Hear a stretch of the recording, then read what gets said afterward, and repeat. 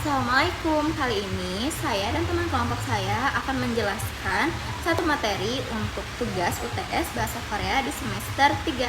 Selamat menyaksikan. Aku Dirli dengan NIM 208234043. Di sini aku bakal ngejelasin tentang perbedaan pemakaian kata di akhir kalimat, tentang sudah lebih, dan belum sampai. Nah, di sini menunjukkan seberapa banyak atau lama waktu yang telah berlalu sejak situasi atau aktivitas telah terjadi. Biasanya digabung dengan beberapa partikel, yaitu dueda, sudah, ada juga nomda, sudah lebih, ada juga andwedi, yaitu belum sampai.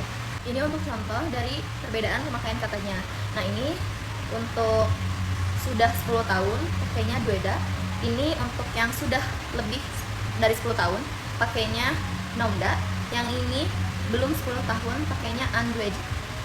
Sekian penjelasan dari saya. Terima kasih. Perkenalkan, nama saya Lena Nursipa dari IK2 dengan NIM 208234046. Baik, di sini ada tata bahasa. Dalam bahasa Korea yaitu ada nende, ende, nyende. Tata bahasa tersebut adalah akhiran yang diletakkan di tengah kalimat, digunakan setelah kata kerja atau kata sifat. Fungsinya untuk membandingkan dua hal atau memberikan informasi latar sebelum mengajukan pertanyaan atau pernyataan.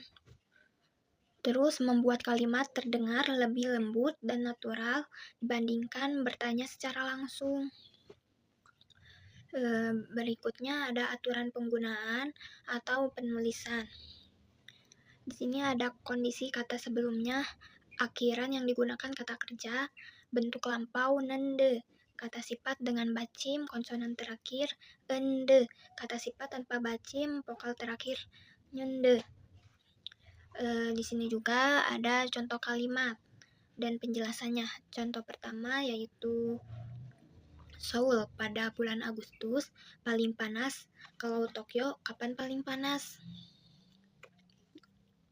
Dari kalimat tersebut ada popte, berasal dari kata sifat popta yang artinya panas, ditambah ende, artinya karena.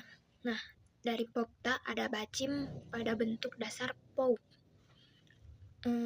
Karena klausa pertama memberikan informasi tentang Seoul. Terus klausa yang kedua menanyakan tentang Tokyo dengan cara yang lebih halus. Di sini juga ada contoh yang kedua. Contoh yang keduanya, saya suka musim panas. Misen suka musim yang mana? Nah, dari kalimat tersebut ada cowahanente, berasal dari kata kerja cowahata, suka tambah nende. Dari kalimat tersebut ada klausa pertama menyatakan preferensi pembicara. Klausa kedua menanyakan preferensi lawan bicara dengan halus. Terus yang terakhir, contoh yang ketiga, yaitu perusahaan kita naik 3%. Kalau perusahaan James gimana?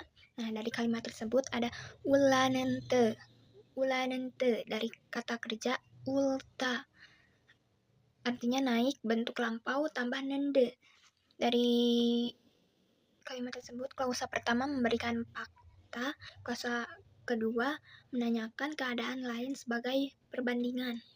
Aku Yuni Sri Mulyani dengan NIM 208234057. Nah, di sini aku akan menjelaskan mengenai A atau EOHADA. Nah, apa sih fungsi dan cirinya?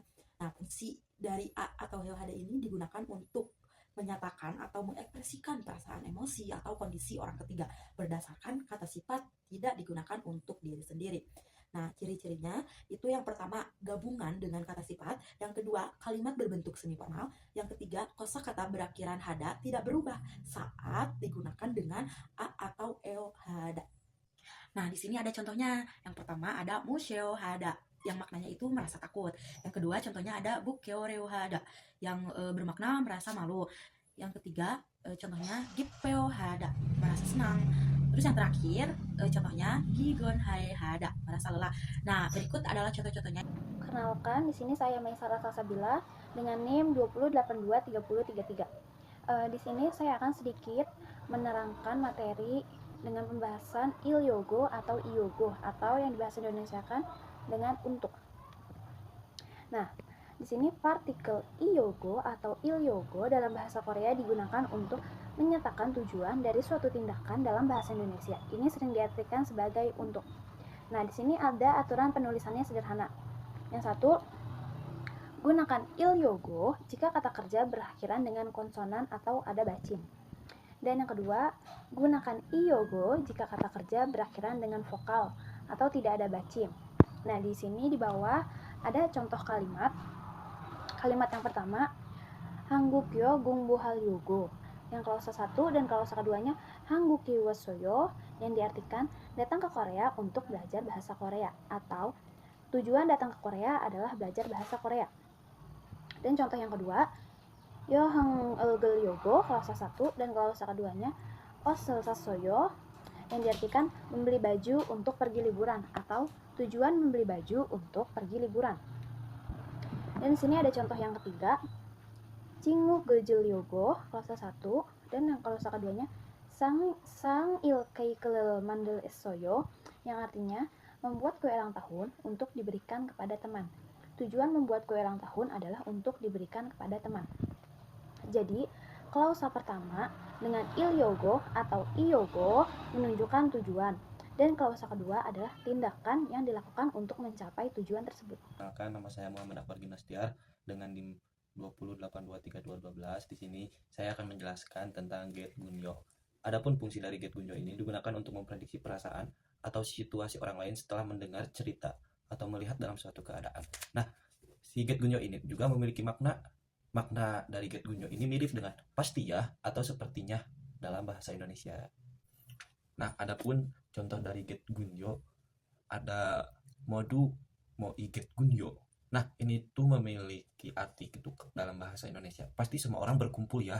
Nah, ada juga mani manat get gunyo. Nah, ini juga memiliki arti pasti bertemu banyak orang ya.